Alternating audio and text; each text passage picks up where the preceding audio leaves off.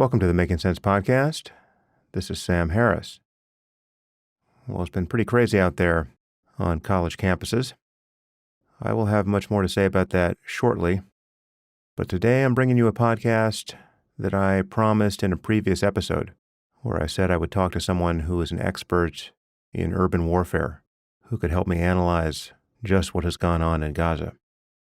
Today I'm speaking with John Spencer. John currently serves as the chair of urban warfare studies at the Modern War Institute at West Point. He is the co-director of the Urban Warfare Project and host of the Urban Warfare Project podcast. He's also a founding member of the International Working Group on Subterranean Warfare. John served 25 years in the Army, having held ranks from private to sergeant first class and second lieutenant to major. He was an active duty Army officer during 2 combat tours in Iraq. His research focuses on military operations in dense urban areas, megacities, and urban and subterranean warfare. John also holds a Master of Policy Management from Georgetown University. And his writing has appeared in the New York Times, the Wall Street Journal, the Washington Post, Foreign Policy, and in many other publications. And he's the author of the book, Understanding Urban Warfare. John and I cover Israel's response to October 7th from top to bottom. We discuss the nature of Hamas's attacks on October 7th, what was most surprising about them, the difficulty in distinguishing Hamas from the rest of the population in Gaza, combatants as a reflection of a society's values, how many people have been killed so far in Gaza, the proportion of combatants and non-combatants, the double standards to which the IDF is held, the worst criticism that can be made of Israel and the IDF so far, intentions versus results, what is unique about the war in Gaza, Hamas's use of human shields, what it would mean to defeat them, what the IDF has accomplished so far, the destruction of the Gaza tunnel system, the details of underground warfare, the rescue of hostages, how non-combatants become combatants, how difficult it is to interpret videos of combat, what victory would look like, the likely aftermath of the war, a possible war with Hezbollah, Iran's attack on Israel, and what to do about Iran, and other topics. This one is a PSA, so no paywall. As always, if you find what we're doing here valuable and you want to support the podcast, you can do that by subscribing at samharris.org. And now I bring you John Spencer.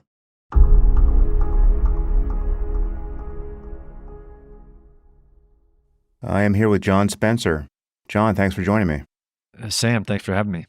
So I will have introduced you in the intro here, but perhaps you can state what your background is and how you come to this conversation. Sure. So I spent 25 years in the U.S. military as an infantry soldier and officer, and then spent 2 combat deployments to Iraq, both in the invasion and at the end. But then I went, throughout my career, my last job was teaching strategy at West Point, where I stood up a research center and started researching, all urban battles. And I became this chair of urban warfare studies that I am now. Well, really, when I left the military, I began this endeavor to travel the world into combat zones to understand them in real time. That has led me to where I am now, where I can uniquely provide people, I hope, understanding of the Israel's war against Hamas in Gaza, which is overwhelmingly urban, which is what I specialize in. Yeah, so I want to get your expertise here on urban warfare and use that to analyze what's happening in Gaza and what isn't happening. I think there's a lot of misinformation about the nature of the war and how it compares to other conflicts. Where else have you witnessed urban warfare beyond being in your own tours in the military? When I left the military in 2018 and really took full direction of my new job to study it academically, I went to Mumbai to study the 2008 terror attacks, which was on 10 terrorists took down a whole city. I went to Israel multiple times studying past wars, so like the 2002 Battle of Jenin, the Battle of Suez City.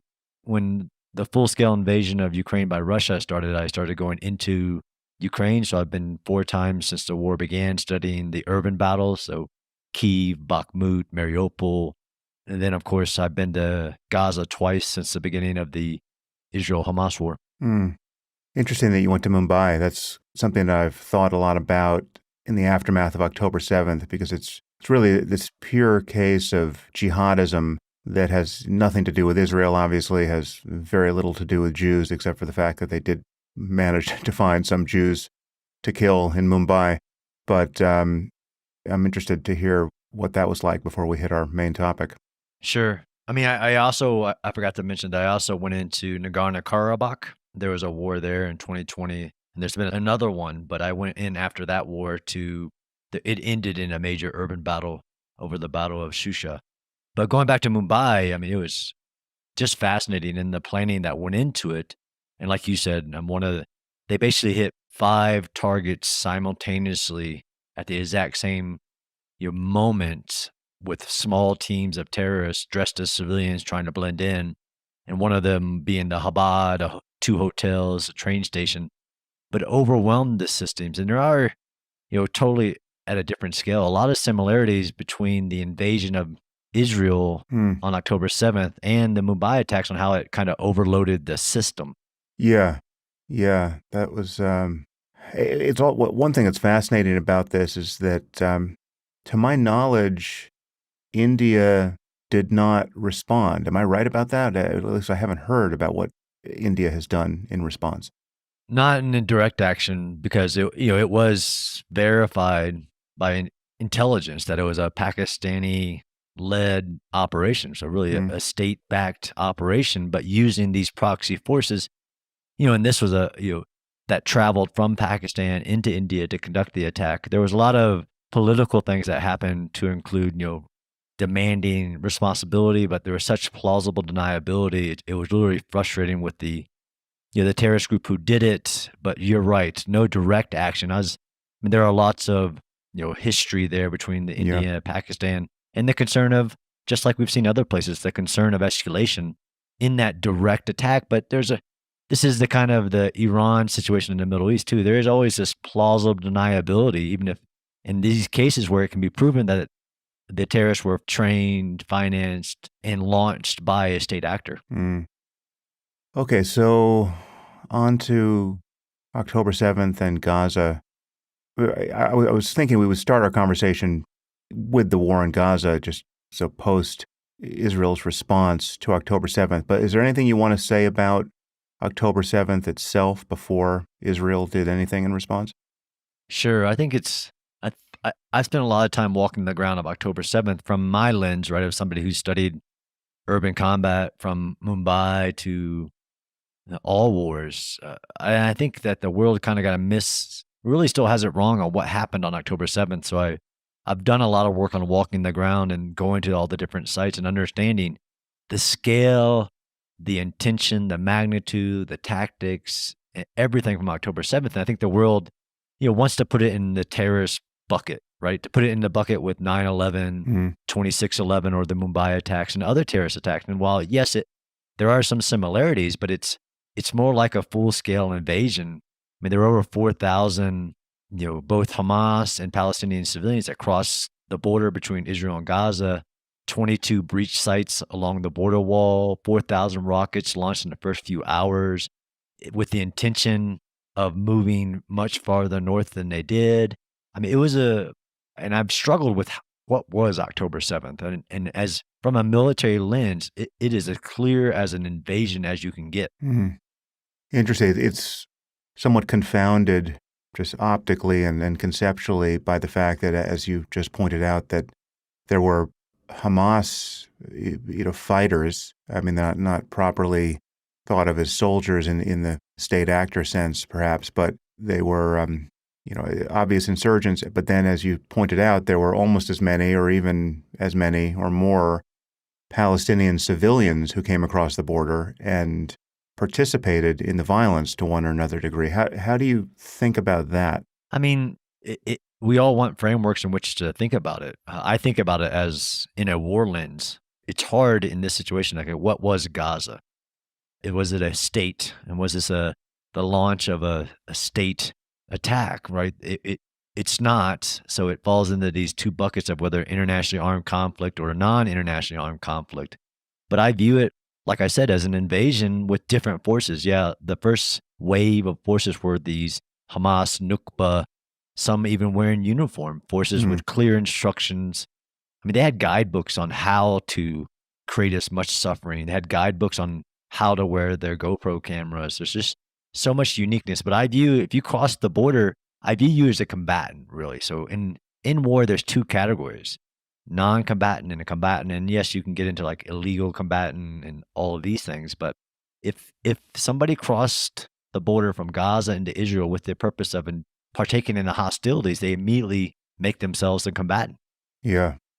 So let's move forward into, and I think as we talk here, I'd like both of us to be alert to any topics about which we think many people are confused. So if I just raise something about which you think there's a lot of misunderstanding out there in the public, please flag it and let's linger on it so that we don't miss any opportunities here to rectify some of the confusion. So now that the war has started, and we're talking now where there's been a lull in the fighting, and really the open question still, perhaps it'll still be open when we air this, is whether or not the IDF is going to go into Rafah. I'm sure there's some conflict happening even as we speak, but there's definitely been a lull in the fighting.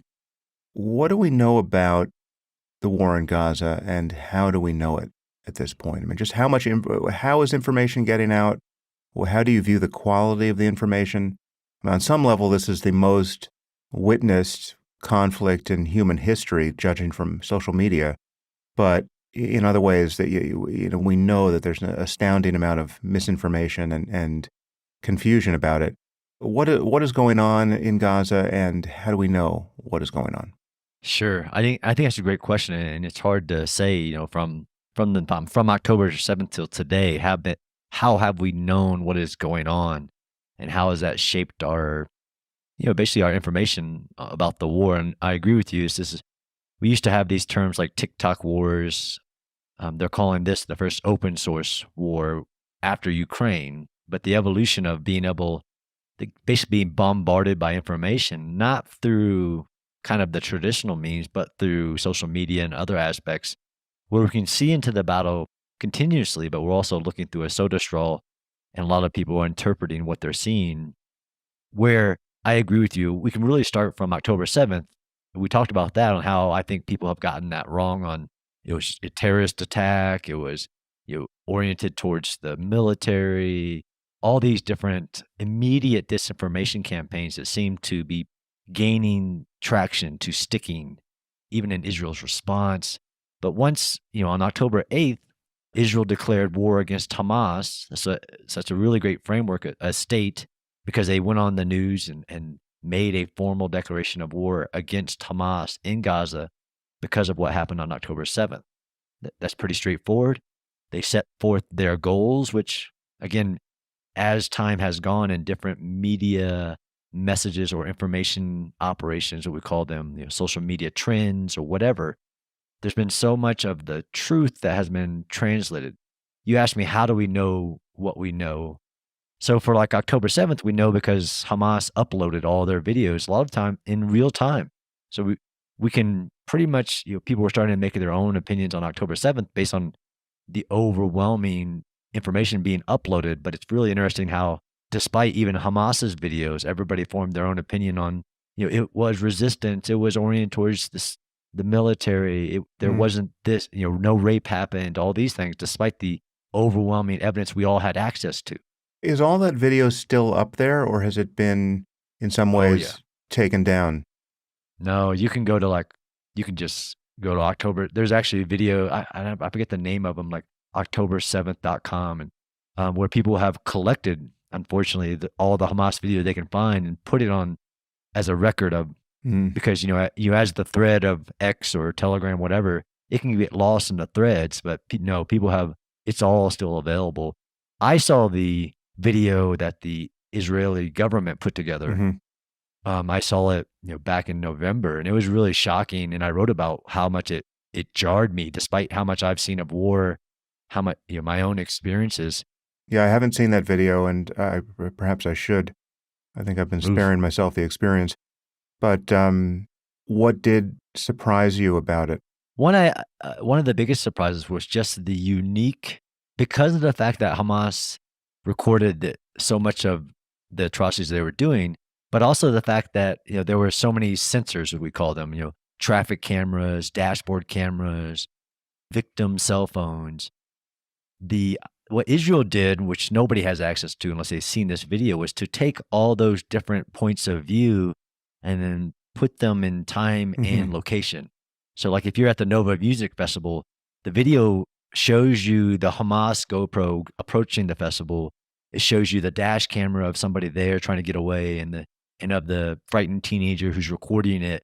It brings it all together, which I think really creates this very mixed reality experience of which is unique to war reporting. Like I've watched, my fill of evil things happening around the world, but how this was put together, I think was really unique. So it really Mm. jarred me. Mm. I mean, other things that I saw in the video that were very unique to me was like the video of Hamas rolling through the border, really jubilant about what they were about to do. Yeah. And I've led a lot of soldiers into combat, and that's not normal, even for soldiers, for anybody to be really excited, euphoric about what they were about to do. And then lastly, I found some of the videos of like the children crying out in pain. There's one scene where there's two young boys. The Hamas members had just killed the father, and they had brought them back into the house, and you can hear the boys moaning, which is something I, as a soldier, have heard, enemy combatants do on the battlefield. Like it's like the death moan, I call it. And to hear that coming from a boy was really traumatic. But I've also seen, innocent civilians being caught in between, in war, and how the soldiers will overwhelmingly stop to give aid. And to have a little boy crying out, his eyes missing, his Mm. dad's dead, and for the Hamas member to be standing there like, shut up, be quiet, and then goes to the fridge. And that's the scene that everybody talks about where he grabs the Coke out of the fridge and starts drinking it. That was really, very unique. Mm. Yeah, I was just we're talking now, and on the day that Sheryl Sandberg released her documentary on the violence against women on October 7th. That's available on YouTube.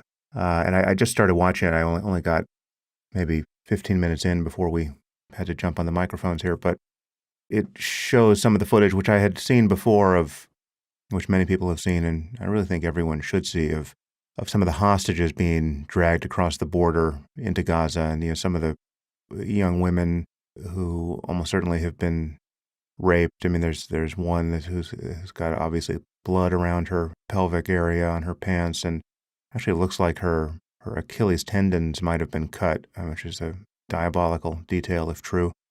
But the thing that's so striking about so much of this footage of the hostages being dragged across the border is that so many of the people in the scene are absolutely ecstatic, and basically all you hear are shouts of Allahu Akbar, and it's coming from, I mean, I guess many of these people, certainly some of the people, are official members of Hamas, but judging from the sheer numbers in many of these shots, it really seems like a lot of these people are just Palestinian civilians who are getting caught up in the mob violence. But it does strike me as unusual. I mean, it's very hard. I can imagine a lot of things. I can imagine, based on some experience of being a victim and wanting vengeance, and I can imagine being on the other side of violence, even wrongful violence. But what I find it very difficult to imagine is a scenario where an obvious non-combatant, in this case a girl or a mother clutching two children to her breast, being taken hostage, and finding the taking of these hostages a cause for celebration, right? Like, this is the win I've been hoping for. This is the thing that's going to get me shrieking to heaven in jubilation. that we finally grabbed one of these, mistreated girls who's, already bloodied, maybe grievously injured in some cases dead, where you have people, rushing forward to spit upon the corpses of, again, in many cases, obvious non-combatants. I mean, you can understand it, if really fully lean into the principle of charity here. Perhaps you can understand it if these are soldiers being taken hostage. But when you have a woman clutching her kids being dragged onto a motorcycle, and you have people shrieking in jubilation over this, I know why I think people are capable of this, but it's, I would say you have to believe some very specific things about the moral order in the universe and your place in it to find these sorts of moments the fulfillment of your aspirations, right? And a cause for happiness, not grim, murderous determination or sadism, but just joy. And so it's something that I think people find it very hard to interpret these scenes, and I think they've just averted their eyes from them. But they do suggest that any bright line we want to draw between, evil mustache-twirling terrorists, i.e. the core members of Hamas, and other Palestinians, is in fact difficult to draw. I'm just wondering how you view those scenes, because they do strike me as surprising in ways that echo the surprise you just expressed over the jubilation of the combatants coming across the border as kind of a non-standard mood for soldiers. Yeah, it's an interesting. So it's not the first time I've seen it, to be truthful. Now, those who crossed the border and engaged in the activities in any way, to include the looters who even came forward and walked over the dead children's bodies and took their clothing back into Gaza. Like, I'm a very law of war, rule of law, a realist, basically. So have I seen similar? Of course, it's disgusting to see. It reminded me of scenes of Mogadishu, 1993, the entire population celebrating the death of American soldiers. Fallujah, 2004, seems like the entire city coming out to dismember Americans, burn them, drag them, hang them from their bridge, and celebrate. It's not. Yes, I 100% agree with you. It's a massive problem with Islamic radicalization of populations, and to where you can bring yourself to be celebrating the rape of women and taking of babies as hostages. There's so many fundamental issues with that. But I also draw a clear line because I understand the history of war. And this is, again, where I think people have gotten it wrong. They think that those videos didn't lead to like Israel's quest for vengeance and the way they act, that is all stemming off of what happened on October 7th. I strongly believe, from being on the ground, you asked me, how do I get my information or other people, from being on the ground with the IDF, that is also not how soldiers approach, even after, the Battle of Fallujah or other incidents, which is very similar, and the difficulty of distinguishing between, okay, who's a combatant or a non-combatant, innocent civilian. It doesn't lead to nations, or like the IDF in this case, where no matter what they do, people think they're intentionally trying to target people because of those videos, which is not the reality on the ground. Yeah. I mean, can you imagine the reverse case of the IDF dragging obvious non-combatant women and children out of Gaza across the border into Israel, and, random Israelis celebrating their rape and abuse?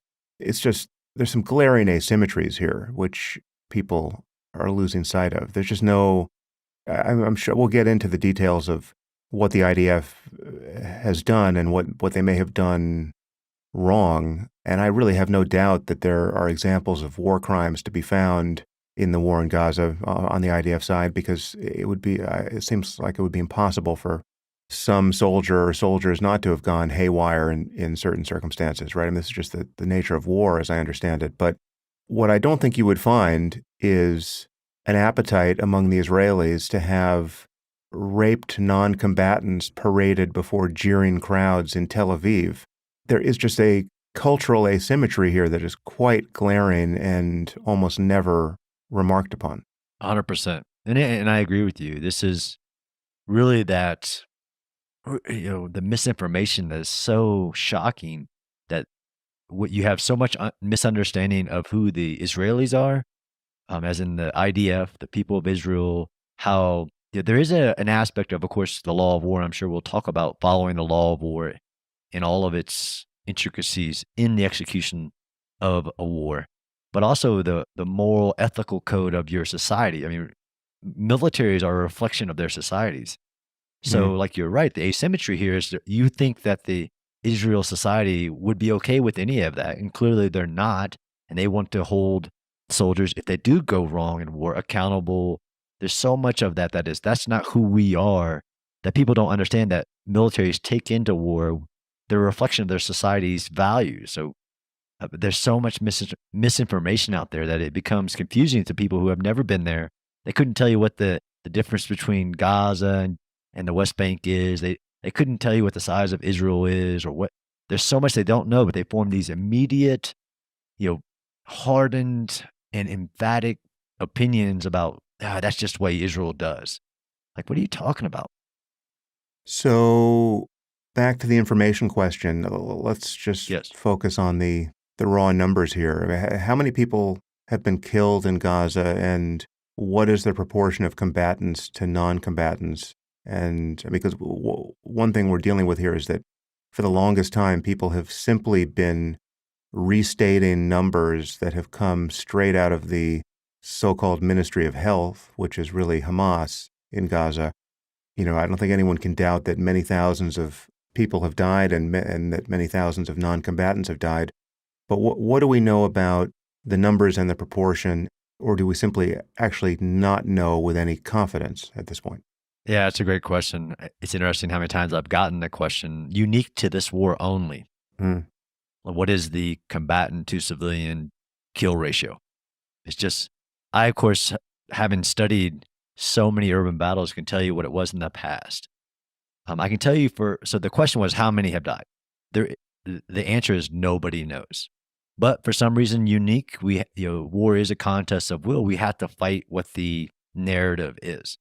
So because unique to this war alone, and I don't say this based on opinion, but empirical evidence, this is the first war in history where anybody has had a running count of the civilian casualties down to the single digit in real time. I mean, if you just imagine a fake running count. Correct. Yeah. I mean, we're taking the actual opinion of a third party who is affiliated with the enemy, Hamas. So the Gaza Health Ministry is a Hamas, because Hamas wasn't just the military force, it was the government, and you couldn't be part of the institution if you're not. It's complex, but to get a number from within the environment, from the enemy, and say that's the number that the entire world runs with no caveats. One, it's physically impossible to know how many civilians have died in Gaza. It has never been done in the history of war. The greatest battle since World War II was the Battle of Mosul in 2016 and 17. And a year after the battle, the Iraqi government still did not have a number in which how many civilians had died. Now, it went all the way from 9,000 to 40,000. The mayor of the city said it was over 40,000 because of how many people are in the rubble, how many people are unaccounted for, who left, and there's no report on where they went. You can imagine in a very dense urban environment, like how could you possibly have a number? But if I ran with the numbers that we all use, so let's say the Gaza Health Ministry, as we're talking, says 33,000 civilians have died. Actually, it's not. Let me caveat myself, is that the Gaza Health Ministry says that 33,000 Palestinians have died in Gaza since October 7th. That number, if we are truthful, and we used Hamas's numbers or the Gaza Health Ministry's numbers, it accounts for every death that has happened in Gaza, no matter the cause. It includes all Hamas members, anybody who died of natural causes, anybody who died actually from Hamas's hands, because of the 12,000 rockets that Hamas has launched out of Gaza towards Israel since October 7th, 20% of those have landed inside of Gaza and killed many Palestinian people of Gaza. But if we ran with the 33,000, which includes everybody that's died, And we took Israel's number because if we're going to believe Hamas, why don't we believe Israel, who says, given our battle damage assessments, we believe we've killed 12,000 Hamas combatants. So you subtract 12,000 from 33,000, you get about a 1 enemy to 2, if not 1 to 1 of enemy to civilian ratio, which would be historically low to any urban battle. And this is a war, not a battle. So it's actually really interesting how somebody will try to take a battle from the past, especially the last 30 years, and compare it to the war in Gaza, which includes, like 10 massive urban battles together. So that they aggregate the numbers to kind of tell the message they want. It would still be a historically low, given all the context of urban combat, where you have a civilian population where no matter what you do, many of them still stay. You're trying to identify, separate enemy from civilian or combatant to non-combatant, like the Battle of Mosul, where, it took 9 months for 100,000 Iraqi security forces to get 4,000 to 5,000 ISIS members out of the city. And they killed 10,000 civilians in the process of that 9-month battle to liberate the city. So that's a 1 to 2 ratio. But this is, the fact that every person that I ever interview asked me this question is really shocking, because it's never been the question. That's not how the law of war works. But we have this number in our head that, clearly this means everything that's going on is illegal and Israel is purposely killing civilians, because look how high the number is. Irrelevant of the context of the war. We're not even talking about the numbers, the challenge that the IDF faced in Gaza. Nobody wants to talk about that, like the 40,000 Hamas members, tens of thousands of other terrorist members buried in 400 miles of tunnels, intermixed between a population of 2 million who Egypt won't let into Egypt. There's so many complexities to this battle that no military has faced in the history of war. But nobody cares. They just want to know, what's the civilian death toll? And there is no number. Yeah. Well, obviously, I asked the question very much in the spirit of echoing the observation you just made, which is that it's the very question shows how upside down everyone's analysis of this conflict is, and became really immediately, but even before Israel responded, there was already a massive distortion of moral and political priorities in how people were thinking about the ensuing violence. And I just want to continue to flag what is unique about this, and just the ways in which people focus on. It's almost like we have at this moment something like 1 billion people, maybe 2 billion people, maybe 3 billion people, for the first time discovering that war itself is intolerable. And the onus is on Israel, really, and the onus is on the Jews, if you want to get down to it. But there's a kind of a layer of anti-Semitism here, which we can table. It's really not my focus. But when you ask about what is the origin of all of the double standards here and the weird inversions of priorities, and the, for the first time in human history, the seizing upon details that no one ever thought about in any other conflict, the standards to which the IDF is being held, which no other army has ever been held, especially in the face of the challenges they're facing, which we're going to talk about, which you just began to reference, i.e. 400 miles of tunnels. The strangeness of all of this is something that I want to keep in view, but I do also want to just simply deliver the information insofar as we have it, and to concede whatever can be conceded to the people who are horrified by the images they're seeing coming out of Gaza, because it's understandable that people are horrified, and especially if they're for the first time looking at the evidence of war, the evidence of urban war. As I've said before, there really is no argument for the justness of any war, and its even necessity, that makes sense of the image of a child being pulled out of rubble, right? It's unacceptable, whatever the rationale for it. And some billions of people are having that experience on an hourly basis because of social media. And it's all being framed in the most invidious way possible against Israel and against support for Israel defending itself in this case. Let's I guess a high-level question here.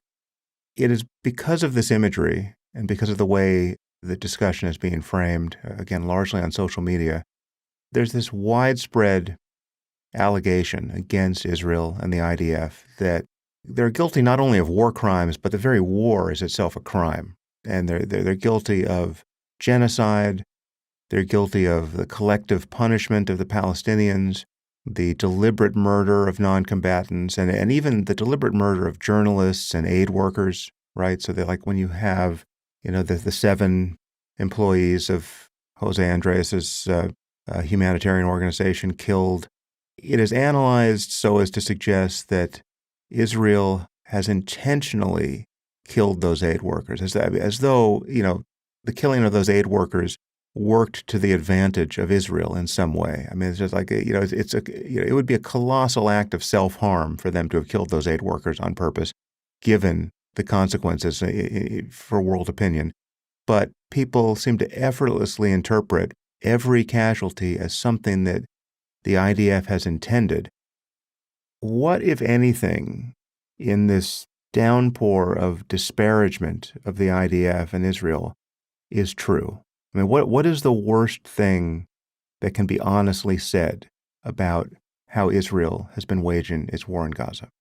So the only thing that I can say would be the most honest, fact-based criticism of Israel is that it has done a horrible job on fighting the counter narrative of what they're actually doing. One of the main reasons that is because they did not embed foreign media and journalists. And this is the example I usually give when I'm teaching a class. The first Battle of Fallujah, 2004, 4 American citizens were killed. The U.S. president orders the military in to get those who did it accountable. The world says that there is too much use of force, too many civilians are being hurt, they're committing war crimes. So 6 days into the battle, the U.S. military is defeated and told to stop because of the perception of the use of force. Very minor example of the totality that is the war against Hamas in Gaza, but it's a great example where they were defeated and there were 0 media embeds in the first Battle of Fallujah. 6 months later, when they redid the same operation, 60 media embeds. So that's the honest criticism, but I could help you kind of go through every narrative, every accusation to include the targeting of journalists, aid workers, or civilians in general, where the U.S. government, not even me, John Spencer, who's been there, but doesn't have access to all the classified information, said based on their investigation, there is 0 evidence of a single event in which Israel intentionally caused harm to civilians, journalists, or even the World Central Kitchen event, where people don't want to accept the fact that accidents do happen, especially in the fog and friction of urban combat, which people just don't have a clue of what it actually takes. And they get to this point where they interpret situations, right? And I think that was really important you said that, because even the way that war crimes work, from the ridiculous use of the word genocide, a big factor is to intention based on the information you have at the moment you take your action, not the results. So everybody sees, footage of Gaza, especially northern Gaza, or sees, like you said, the unfortunate, every one of them is a travesty, civilian deaths, and they interpret, well, of course that means Israel did all that on purpose and that there was no alternative, which I think could be a part of the conversation, is that people who have no information on how war works, like you said, people woke up to not the Syrian war, not to the last 30 years of wars, not to real massacres of Russia taking 20,000 babies out of Ukraine. They woke up to and want to start interpreting based on their knowledge the wars that they see based on short clips and videos. Or they think that there's an alternative, which I actually think I've been arguing with literally like national leaders who have propositioned that there was another way. And that's not the history of warfare. One example I'll give is there was another news story of Israel has used more 2,000-pound bombs than any other military in the last 30 years, which is a true statement. But it is given as a negative to paint the picture that Israel had a choice. It could have not used those bombs. It could have just not did bombing at all. And the actual evidence shows that that has been a feeling between in many wars that if you just bomb less, there'll be less damage, less civilian casualties. It's actually the inverse. Like in the 1945 Battle of Manila, where there were 4,000 Americans and UK internees, prisoners of war, being held by the Japanese in the city of Manila. And the General MacArthur said, you no air power. I don't want you destroying Manila. I don't want inappropriate civilian casualties. And still the military moved forward and there were 100,000 civilian deaths. Because of the complexity of urban combat, you think that if there would have been just less bombing, or the fact that the actual nomenclature of a 2,000-pound bomb, we haven't talked about it yet, but one of the things, the difficulty for the IDF is that the enemy, there's no enemy on the surface. They're underground and they're deep underground. So yes, Israel has used more 2,000-pound bombs because they're the only military in the history of war who's faced an enemy so deep underground, under civilian structures, in which a tool like that is the weapon that can get to that military target. Okay, so talk to me about, I guess you can talk about urban warfare generically and guerrilla warfare generically, but what is unusual about this war? What is Israel facing that we didn't face in Iraq or Afghanistan or didn't face to the same degree? And what is novel about what they have done in the direction of being more scrupulous, more averse to producing collateral damage than we or any other army has been in the past? Sure. If you're going to say just that all that Israel has really done wrong is to fail to anticipate how colossally badly the PR war was going to go for them, and they failed to embed journalists who could give credible real-time information about all the efforts they're making to not kill the wrong people. And I agree, it's been, I don't know if it would have mattered had they done that. I certainly hope it would have mattered, but I agree that they have not done a good job at all of changing the narrative. But if that's their only crime, what have they done that has been scrupulous and compassionate and beyond the usual course of action for an army launched from a democratic state into combat? Sure. So two easy, actually, things to pick apart. One is what did they face that no military has faced, and what did they do that no military has done? So on what they have faced, one is just the proximity to the enemy, right? That this is not hundreds of miles away.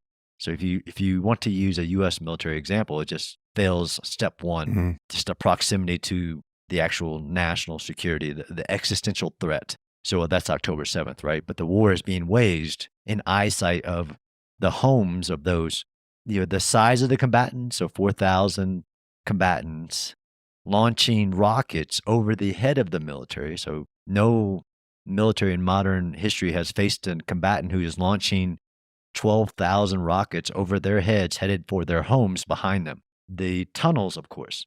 So, this what Hamas had built over 15 years hasn't been seen in war, period.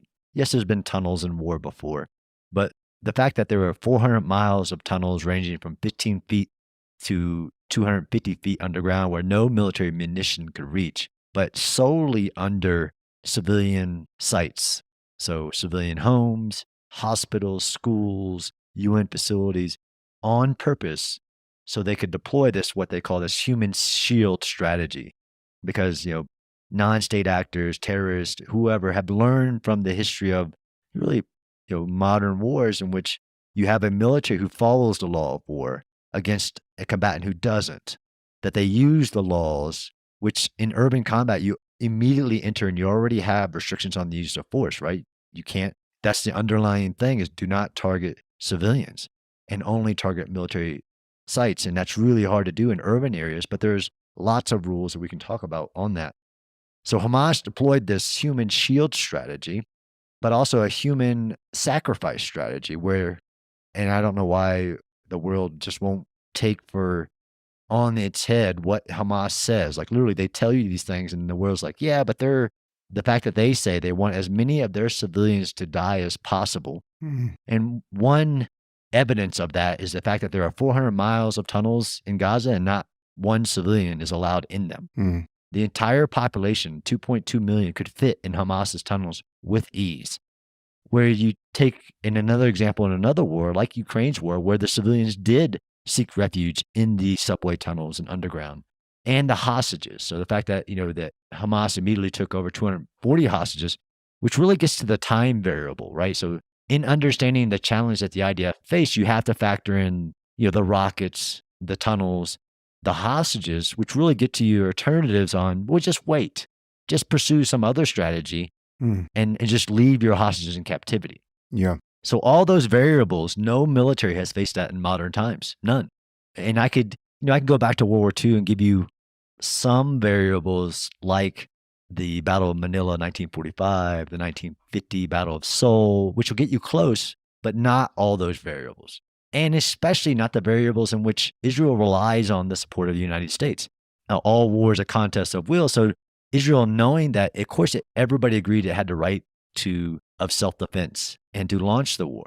But to know you have to maintain the will of the international community in how you respond. That's a little different than, let's say, post 9/11, when, of course, the United States saw a coalition, but it was going to, and it did, take action. Now, on what did the IDF do, which again is unique to actually and novel in preventing, we call it civilian harm mitigation. So everything you do to not have civilians hurt.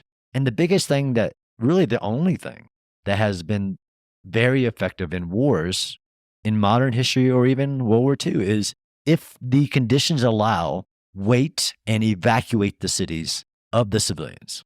So this is a very, like the biggest thing you can do. So Israel waited after October 7th. One, it had to mobilize, but then it still waited 3 more weeks and sent notice, especially to northern Gaza, where the greatest meat of these 40,000 Hamas members organized in 30 different battalions, the greatest really population of them were in northern Gaza. So it evacuated the entire northern Gaza.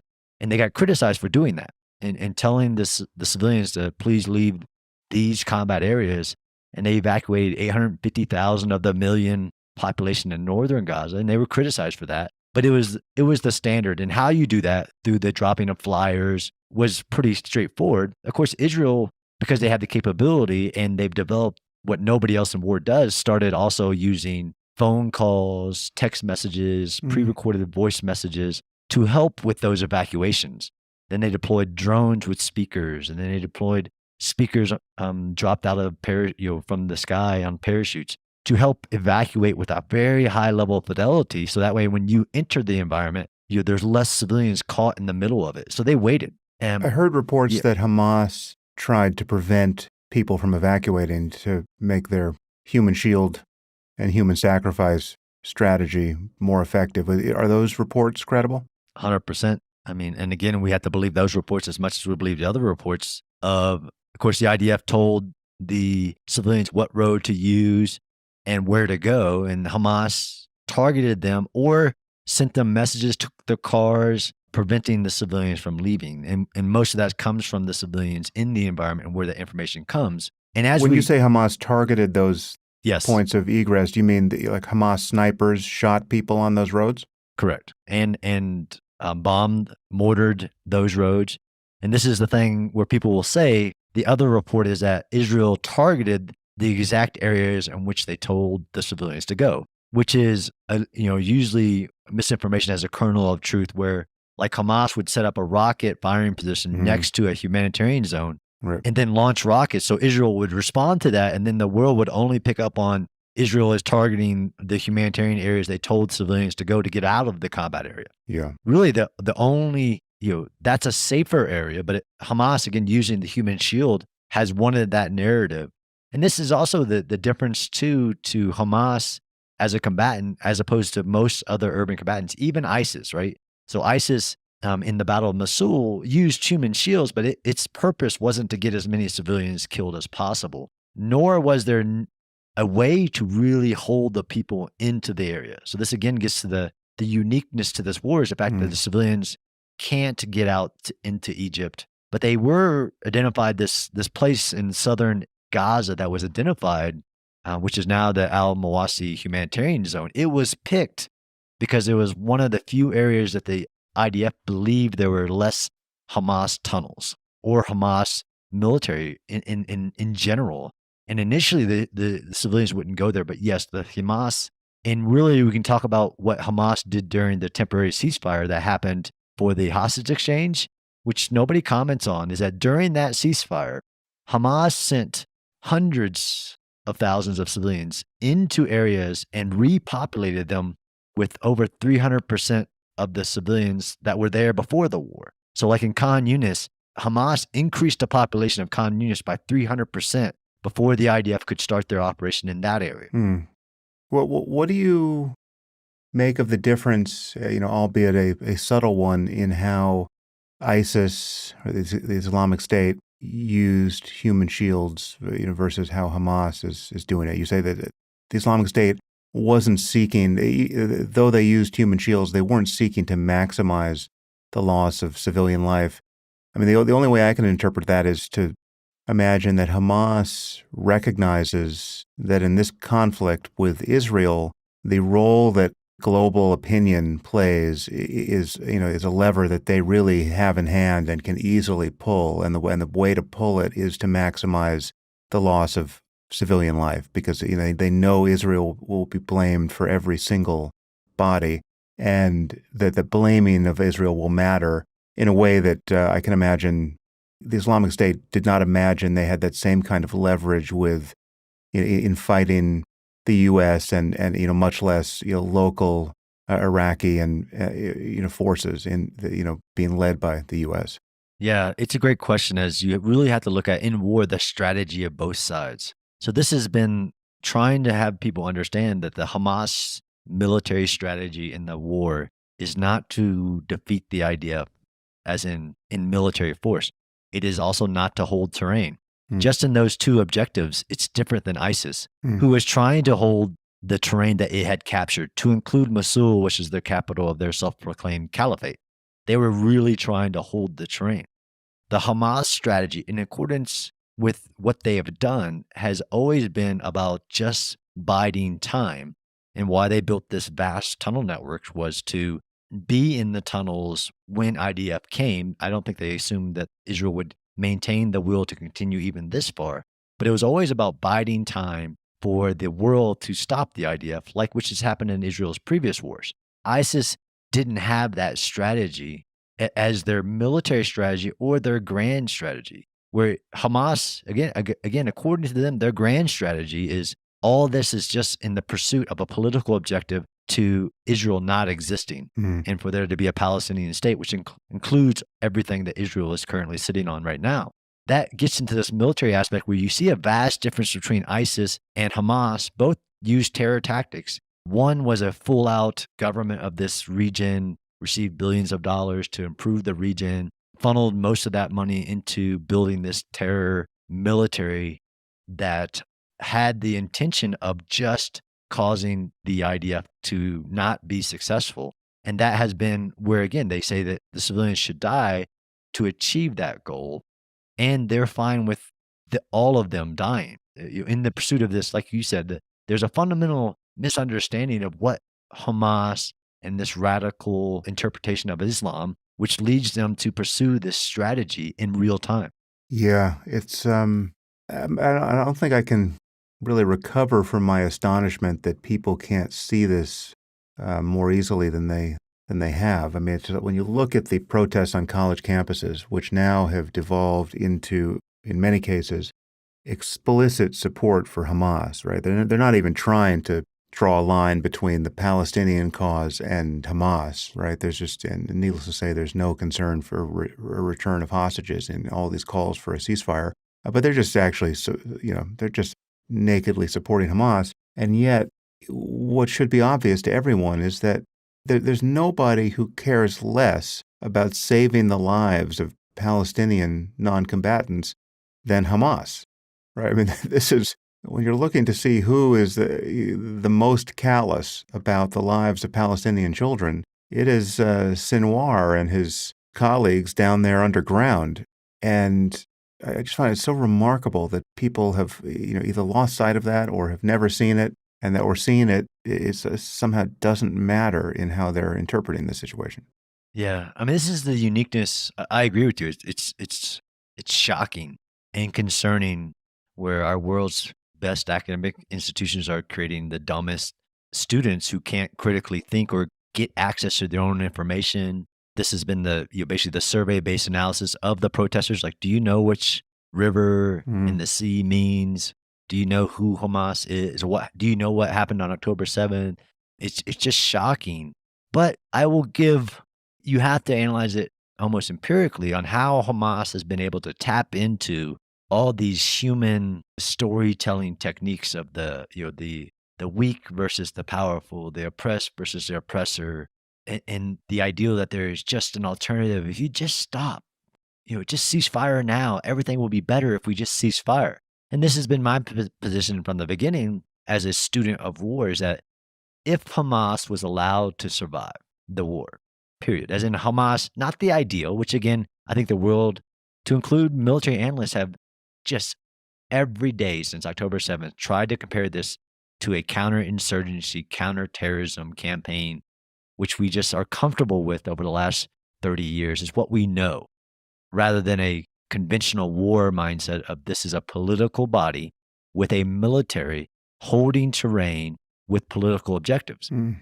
But the fact that the world thinks that, if you just stop fighting, just stop the war, right? Like you said, they woke up to what war looks like and that it's intolerable. War is hell.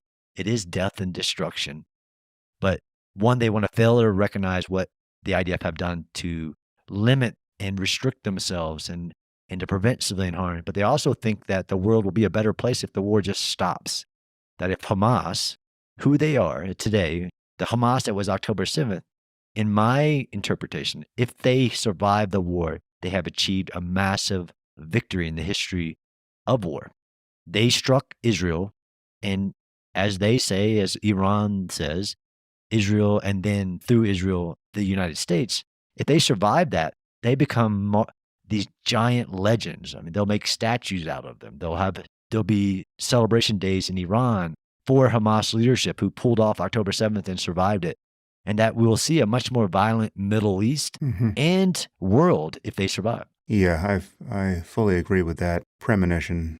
I just think it's the only answer to the triumphalism of jihadism is to defeat it, right? That it has to be a stark defeat. And so I guess my next question for you is, how likely is that? I mean, I guess before you answer that, you can perhaps tell us what the IDF has actually accomplished thus far in Gaza. Sure. And now, as I said, we're waiting to see if they're going to go into Rafah, and I think we both think they should. But what has the IDF done? What is left to do? And how likely is it that they can destroy Hamas? And what does destroying Hamas actually mean? Does it mean killing every last member of Hamas? Does it mean just killing the leadership, or bringing them to justice? And then we should talk about what conceivable aftermath there might be if they do what can be done here. So what have they Sure. done? What can be done? And what does it look like afterwards? Sure. So what they have done, and especially keeping in mind what the objectives were, return the hostages, destroy Hamas as a military organization with the ability to harm Israel and secure Israel's borders. So if we compare to, has Israel been successful thus far, right? I can't tell you who's going to achieve ultimate victory in the war yet. Thus far, Israel has historically cleared dense urban terrain at a pace and with despite the numbers, low collateral damage, low civilian casualty count. Of the 30 battalions, 24 of those being light infantry battalions of Hamas, they have destroyed 20 of the 24 active battalions. They have cleared 75% of Gaza, as in broken apart those functioning military organizations. They have identified the weapons capability, right? Because the rockets are a big part of Hamas's military capability that they had immense, to include the manufacturing capability. So these deep buried weapons manufacturing, as in rocket production plants underground that Israel has found. It has destroyed much of Hamas's terror tunnel networks. It has returned half the hostages home through military pressure, which led to negotiations. And it has now created a situation in which there's only 4 battalions, the Hamas leadership, and the remaining, at the time we're talking, 133 Israeli hostages left to fulfill the objectives of Israel. So that's what they've done so far.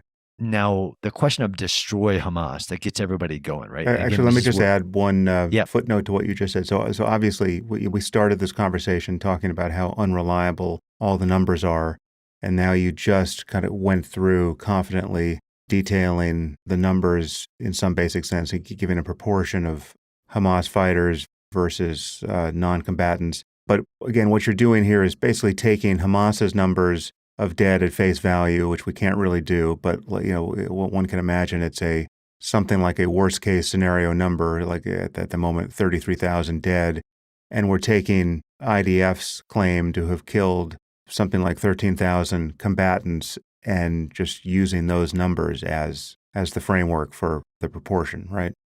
Right.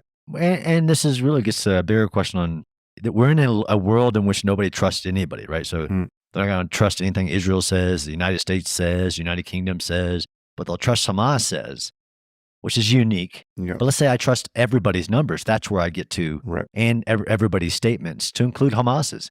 I'm taking all the information available and making these statements based on what we know, like the 33,000.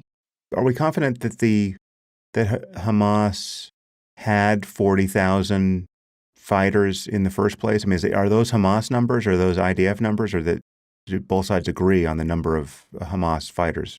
Yeah, it's a great question. No, it's a combination of both Hamas leadership, both the political wing in Qatar and the military wing in Gaza, and the IDF and U.S. and other intelligence agencies' estimates based on a collection, right? What we call all source analysis, a collection of both what Hamas says, what the IDF says, what we can gain, and we have to achieve some type of, okay, we'll agree that this is the number. Right. So when you say they have, remind me, the proportion of Hamas battalions that have been destroyed or fatally compromised is what? So 20 of the 24 basically infantry kind of terrain holding battalions. Before the war, there was an estimate of 30 battalions, which includes like the people who shoot the rockets, the headquarters, everything. So of the Hamas military, 20 battalions of their 24 battalions that they had on October 7th have been destroyed. And by destroyed, it means broken apart, so they're no longer functioning as a military unit, able to do their assigned mission, whether it's defend or attack. And how do we know, is it in terms of the damage to the tunnels? I mean, what are you picturing, or what are you aware of being true there? Where, I mean, it's 400 miles of tunnels. It's just staggering. And when I say that number or hear it, I can't shake the feeling of incredulity, right? It just seems impossible. But accepting that something like that is true, Israel could not have destroyed, no matter how many 2,000-pound bombs they dropped, much of that network. Maybe they took out crucial nodes in the network. What do you imagine has happened, and what is the result? I mean, are we now talking about Hamas fighters and Israeli hostages trapped inside tunnels and, dying of starvation, or what? I mean, what is the reality of that destruction? Yeah, it's really hard to get a true estimate. Like nobody's given the sheer number, miles of tunnels that have been discovered and destroyed. But given the way urban terrain is cleared, the reporting of over 1,000 shafts identified, the number of tunnels in which the IDF have controlled, destroyed, as in using explosives to destroy. I mean, I was in one in December along the border of Israel and Gaza that was 2.5 miles long. It was an invasion tunnel. If you were just to take up the number of ones that they have publicly announced and shown the world, it's still many, many miles. But it is a great question. And I've gotten this question as somebody who studies underground warfare too. It's like, will they ever be able to destroy all the tunnels? Absolutely not. And if you get to the realization of like, how is it possible to have hundreds of miles of tunnels underneath a space that is only, Gaza Strip is 25 miles long, at the widest part, 7 miles wide. And if that is really the uniqueness to what Hamas has been digging over 15 years, so many different levels of tunnels. And the IDF have shown the world much of that and shown how they both identified, like, here's a 2 mile, here's a 3 mile tunnel, here we are destroying it. It's really hard to get that estimate, but in the clearing of this is why you couldn't have done it with just bombing, right? You could not have bombed your way to this, nor could you.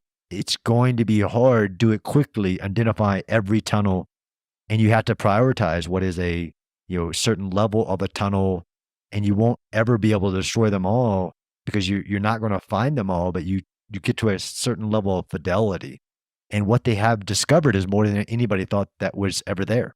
Are IDF soldiers going down into the tunnels and engaging Hamas fighters in shooting battles underground, or are they simply finding shafts and dropping explosives into them and considering that part of the tunnel destroyed when it all collapses? I mean, what, or are they sending robots down there, or are they doing all of those things? What is underground warfare like in this case? Yeah, all above. So absolutely, like it started, like we were talking about, with identifying known key bunkers and underground spaces and hitting those with aerial munitions, moving forward. And as the IDF moved forward, like in northern Gaza, if they found a tunnel shaft, they would stop, bring up the special to Israel, the unique forces trained only for underground warfare. They have underground dogs or dogs made for tunnel warfare. And they actually lost over 30 of a very large military working dog because once you find a tunnel, then you bring up these special units. There were firefights that happened in tunnels. They're very few though, because once the tunnel has been found, Hamas has booby-trapped it and moved on or to another tunnel. And there was a uniqueness to the approach in northern Gaza versus by the time I visited in February in Khan Yunis, there was a different approach. At one point, the IDF were flooding the tunnels with both seawater and fresh water to flush the Hamas out and to clear the explosives. Everything has been tried. But by the time I get to Khan Yunis, really, which is, this is a Hamas space and Hamas is using the tunnels. By the time I visit the IDF in, just a month and a half ago, they were entering the tunnels before Hamas knew they were in the tunnels and basically taking control of the tunnels and maneuvering on Hamas at the same time they were moving above ground. But this is the challenge of underground warfare. You have to develop new types of equipment. Yes, they used the robots, the drones that can work underground. Yes, they destroyed, and really there's only a few ways you can truly destroy a tunnel, like the flooding that did not work to destroy a tunnel because the tunnels are made of concrete and they have some of them have drainage in them. It's just not a solid tube, so the water's not going to stay in there. Where explosive force is really the only tried and true way to destroy a tunnel, and you have to string a tunnel, string mines together along the full width of a tunnel, which if you imagine is 2 miles long, it takes a lot of explosives. And how are they doing any of this while keeping the lives of the hostages in mind? What sort of intelligence do you think they have about the location of the hostages? When they're simply blowing up a tunnel, how can they be confident they're not killing hostages or burying them alive? Yeah. I mean, is this information you have? And if so, what do you know about it seems to me that the existence of the hostages, as is intended, complicates this picture immensely. I mean, Yes. It complicates the prosecution of the war immensely in all kinds of ways. I mean, as you pointed out, it sets the clock ticking in a way that wouldn't otherwise be true. And the idea that you can just sort of bide your time and decide, how you want to respond over the course of weeks and months and years, that goes completely out the window once you've got hundreds of people now being held hostage and mistreated underground. But it's very hard to imagine how they can be confidently destroying tunnels with Hamas in them, knowing that the hostages are somewhere underground. Right. No, it's a great topic from really the highest strategic level down to that tactical level, where you're not going to especially destroy a tunnel without first investigating what's in the tunnel. So most of the destruction outside of the aerial bombardments, which are intelligence driven, like they know what they're targeting a military target underground, and they have some form of human intelligence, signals intelligence, some other aspect to know whether or not a hostage is present with the enemy combatant that they're striking. But once you get close and you're sending those drones, the dogs, everything in the tunnel, the destroying that I was talking about is really after you've exploited what's in the tunnel. Because of that immense risk that I agree with you complicates every aspect of the war is the fact that your enemy's underground, but there is also the possibility of your citizens, the hostages in there, which leads to all even the highest level, which I argued in a Wall Street Journal article, that the ideal that there's an alternative to the way that Israel has done it, right? Which does, like you said, would be just to wait a few years, use intelligence to find the hostages and do raids, which is really a fallacy. It's never happened where you have an enemy environment like that, because a raid relies on lots of intelligence and immense surprise and some type of like a permissive, because you've surprised, whether it was the Osama bin Laden raid into Pakistan. Pakistan didn't know we were coming for him. They say they didn't know he was there. But to imagine that you were going to build enough intelligence to one day just to do a bunch of raids into Gaza, a hostile environment by definition, who knows you're coming, and that you could eventually achieve your goal of bringing the hostages home a different way is not true. It's just it's not historically backed up. But that has led to this idea of, like you said, it's just going to take you a lot of time. Just leave them in captivity. Let Hamas survive for now, and we'll figure out a different way. It's just not backed up by history. Yeah, especially to return to, again, probably the least comfortable topic here, the imaginary line between the public sentiment of the Palestinians and Hamas. I mean, you're talking about a population that, if it's not entirely supportive of the project of keeping these hostages, enough people are supportive of it that the problem is shrouded by a hostile population that seems happy to collaborate with Hamas's project of keeping the hostages for as long as they want to keep them. Yeah, but I think this, again, I definitely 100% that factors into what could be done about the situation.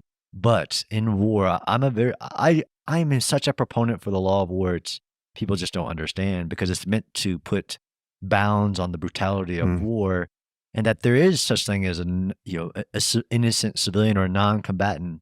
But people don't understand what it takes for that person to partake in the hostilities and make themselves a combatant. You don't have to be carrying a weapon.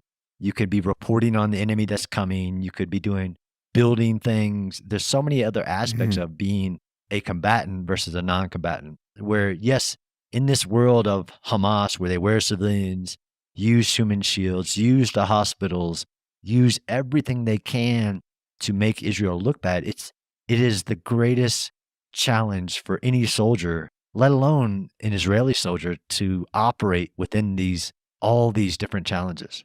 Actually, let's linger on that point for a second, because this might help people interpret some video, which is really, any way you look at it, it is shocking video that I've seen. I think at one point I saw Joe Rogan on his podcast show the video and respond to it as really any untutored person would, as just he believes he's seen clear evidence of IDF war crimes. And the video is just men who do not appear to be armed being bombed, right? I mean, this, for all I know, this could be video from some other theater of combat. I mean, it could have been a drone attack on men in Iraq. I don't know actually the provenance of the video, but assuming these were Palestinian men, walking amid rubble, being killed, and they're not in the process of firing RPGs or rockets, and they didn't even appear to be armed. How is it possible that a strike like that could have been justified? On its face, It looks impossible to justify. Right. Really, especially with somebody who's never seen, doesn't have any comprehension of the way the law of war works in general. And I watched Joe interpret that video, and he just by the words he was saying, I knew that he didn't have a framework in which to understand what the world was watching in that 20-second clip, right? He said unarmed kids. He actually said kids, which is getting to this definition of what is a kid or an adult, where that line is drawn in that combat situation, right? Which everybody will acknowledge, it's a combat zone. That 30-second clip doesn't give me any ability to understand what was going on other than there is somebody who is struck with a bomb. No idea on what that person was doing before that video started. Did they come out of a tunnel? Did they do something before it? And then did the IDF already know who those individuals were? Again, you can be a member of Hamas, like a designated member, and that makes you a combatant. It has nothing to do with if you're carrying a weapon at the moment or if you're shooting at the IDF at the moment. You're a member of the enemy force. There's so much to that video that is unknown, especially like what were they doing before? Where did they come from? Who were they? What were their intentions? That clearly, yes, the IDF meant to hit them.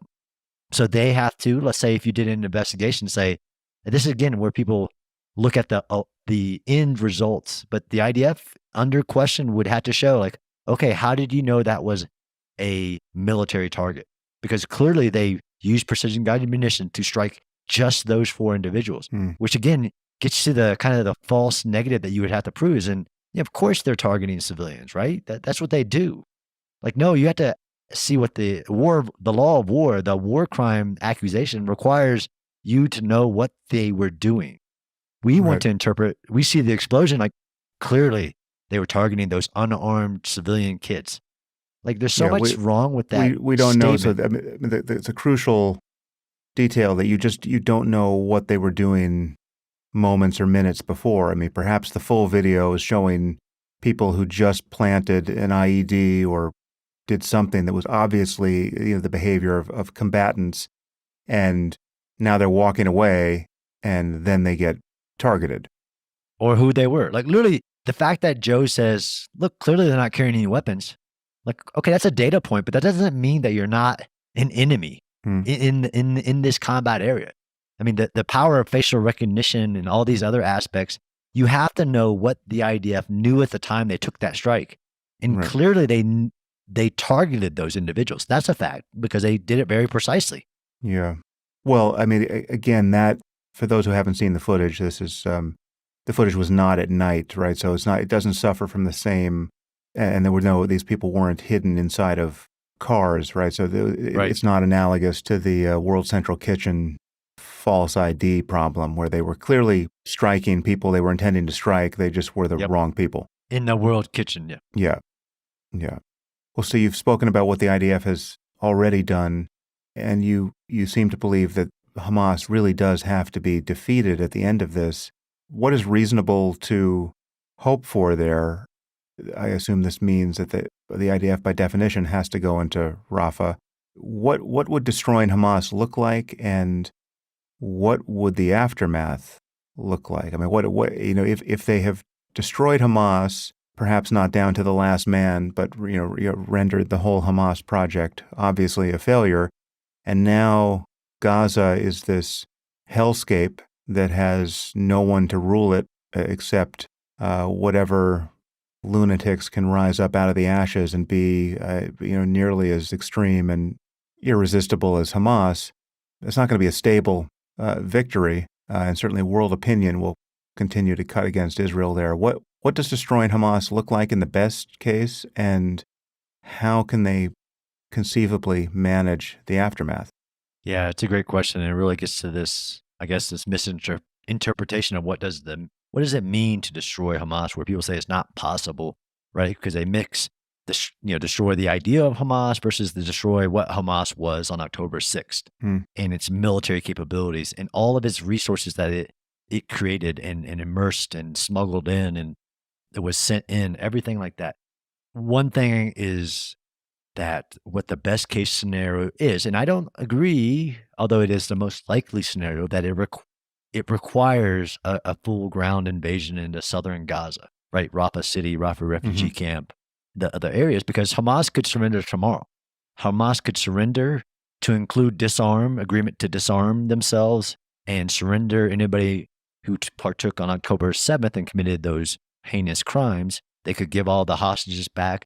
And that would lead to a much lower intensity operation that would still, in my opinion, be required, because in order to destroy Hamas, what it was on October 7th, you have to search for its military capability, its remaining rocket supply, its remaining smuggling tunnels, its remaining weapons manufacturing capability. You would still have to search southern Gaza, in my opinion, to achieve the goal of destroying Hamas as both the ruling power, because you don't fight an insurgency against the ruling power. You fight an insurgency for the people or a government against an insurgency.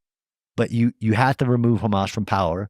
You have to remove their military capability. So best case scenario is that the remaining 4 battalions are destroyed as functioning units able to do their mission. The Hamas military leadership remaining in Gaza is killed or captured. All the hostages are returned home. Then, like you said, is absolutely the next phase that will determine whether the world views it as a success or not, because the challenge of Gaza is that next phase, the post-conflict phase of rebuilding, reestablishing a different framework, right? This gets to the ideal, which I know will be a big challenge because it hasn't been there yet, is a viable partner who actually has the pursuit of a better life for the people of Gaza as their number one priority, and not the destruction of Israel as their number one priority. This has been the history of the Israel-Palestine conflict, right? Is having a viable partner who will acknowledge Israel should exist, to disavow terrorism, and pursue a path to include by action of really caring for the people. So once Hamas is destroyed, which in my opinion has to be done, then Israel has to help in creating the next governance, the power structures, the security framework, but also, and I think they will, ensure that whatever comes next in self-determination isn't able to gain that much military capability for the sole purpose of doing October 7th or launching rockets as their primary goal. Yeah, which suggests that, even in an ideal world, a two-state solution can't really be two states in any normal sense. We're not talking about a state that has its own army, et cetera, because we would have to have a very different set of facts on the ground for Israel to imagine they can live next to a Palestinian state after October 7th. Right, which this has been the great lie, is the ideal that Israel has been the only hurdle to a two-state solution with Palestinians and Israelis living side by side in harmony. The great lie is that the greatest hurdle to that was Israel versus organizations, whether it's the PA, Palestinian Authority, Hamas, whatever it is, whose sole ideal, its construction, everything it does is actually to attack Israel rather than pursue a better life within it's almost like the diplomatic laziness. Just two-state solution has been, especially the U.S. administration's goal, right? But nobody can articulate what that actually is in reality, in real terms. And it has been, which is now leading the uninformed of the world on, that's the solution to the violence, two-state solution, which October 7th can't become Hamas's Independence Day, right? It can't become Palestinian Independence Day. They did October 7th, and then they should get all the things in return just to make the violence stop.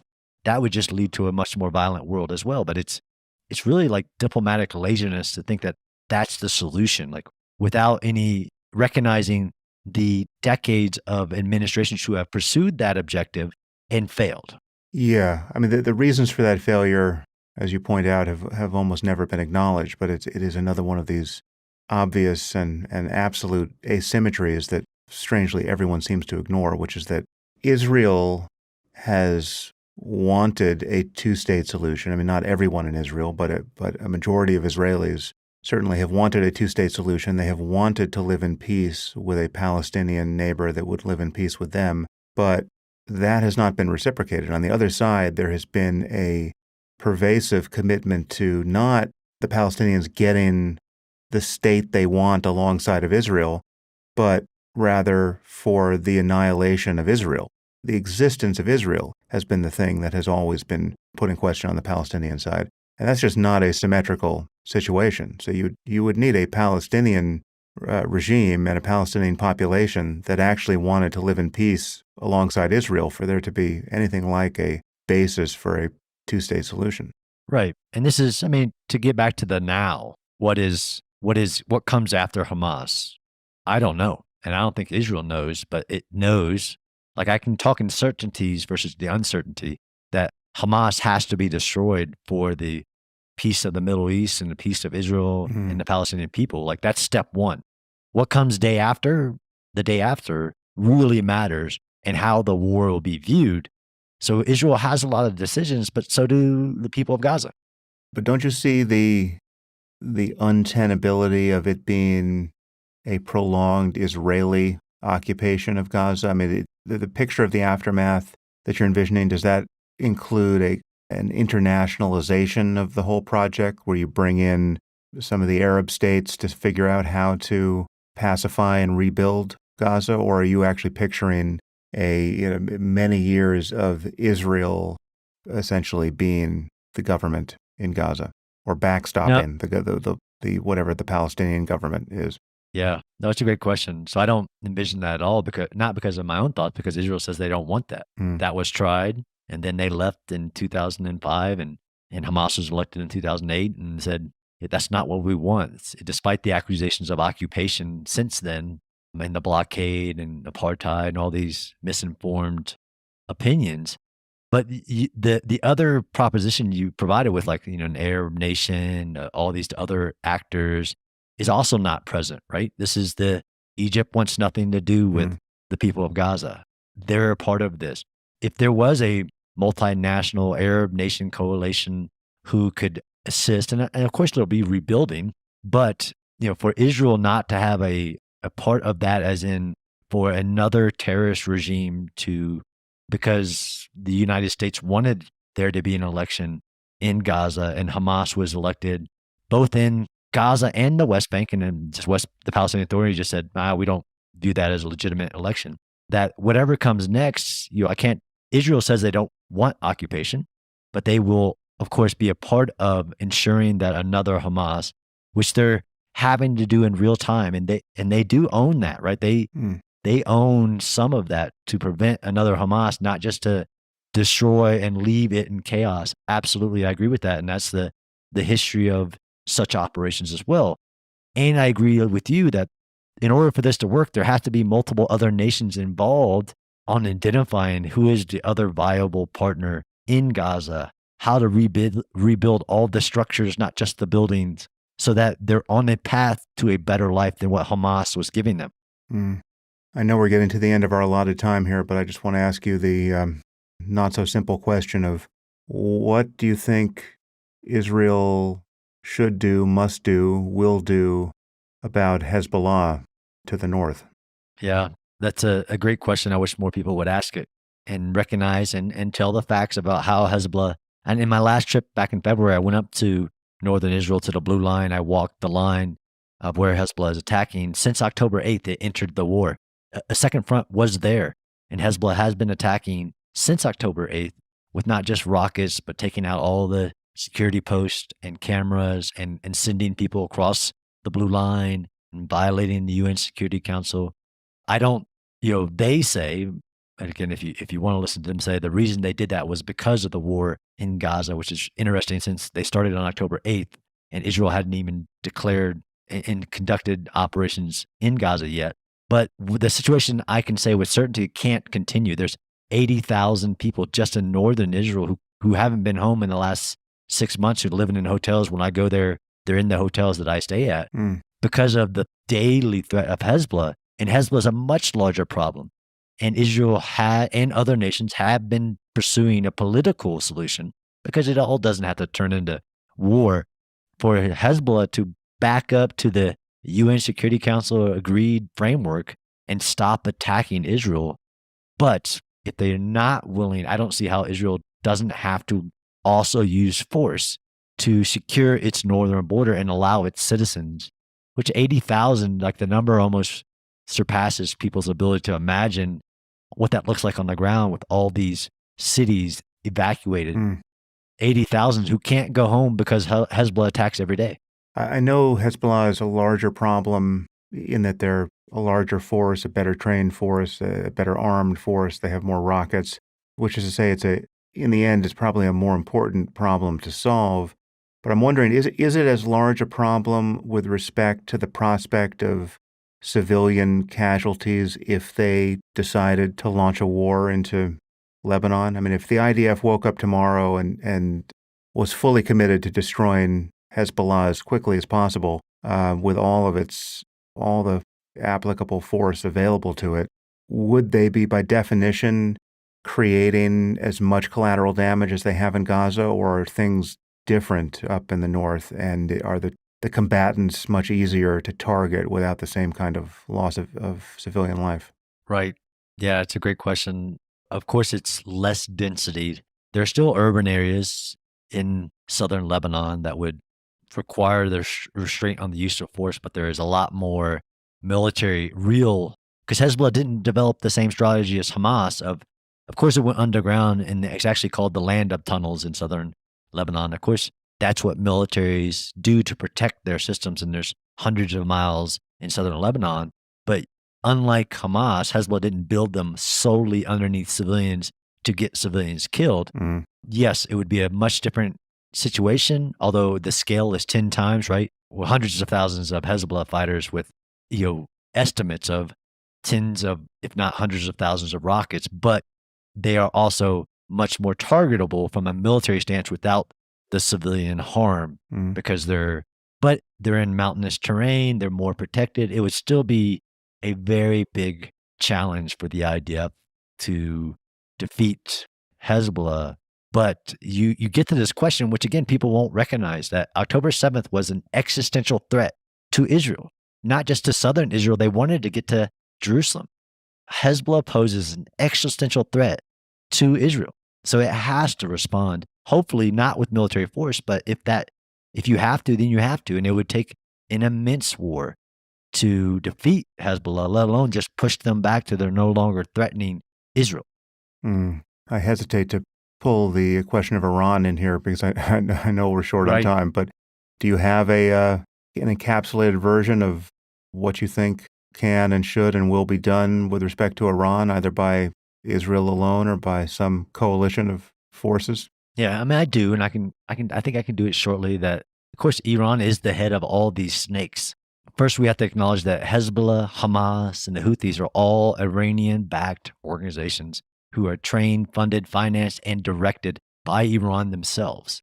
So Hezbollah says it. Like, could we at least believe these groups when they say that they act in accordance with Iran's direction? Iran is the big disruptor of the Middle East. You have some people believe October 7th came about because Israel was close to a bilateral relationship with Saudi Arabia, like it has with Jordan, Egypt, and other Arab nations. And that was too much of a threat to Iran, who has its ideals of the Middle East and has pursued this proxy war using its proxies to attack Israel. That's absolutely, and what it did on April 14th when it attacked Israel with 300 drones, cruise missiles, and ballistic missiles, people just kind of, it was a part of the news, but it wasn't like, that's huge. That's historic. Like, that Israel as a nation was attacked by Iran directly, not through its multi-year, decades-long use of proxies to attack Israel, but it directly attacked. And it was kind of like, it was in the news. Everybody wants to de-escalate. So it kind of, we'll just keep moving forward. The world has to deal with Iran, not Israel. The United States has to change its position with Iran. And what would that change look like, or what should it look like? I mean, do you think, I'm sort of mystified as to why, even prior to the attack on Israel, or just with the Houthi attack on shipping, why we didn't decide to just exact some price directly on Iran at that point, right? Just destroying their ports or their ability to export oil.